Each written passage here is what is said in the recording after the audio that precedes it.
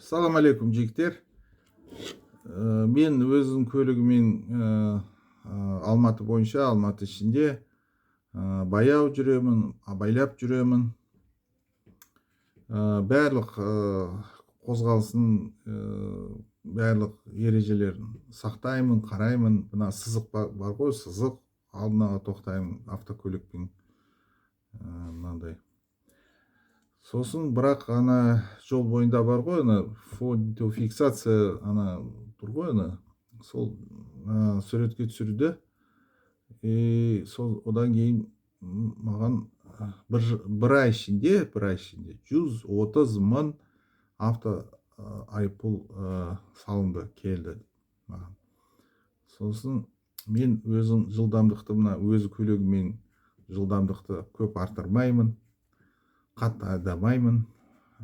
Билбейм, осундай бурун көп үлкен айыппул келген жок. Сол жигиттер, бир сурагым келеди мага. Сиздерге калай, осундай көп мындай үлкен айыппул келедиме, немесе жокпу?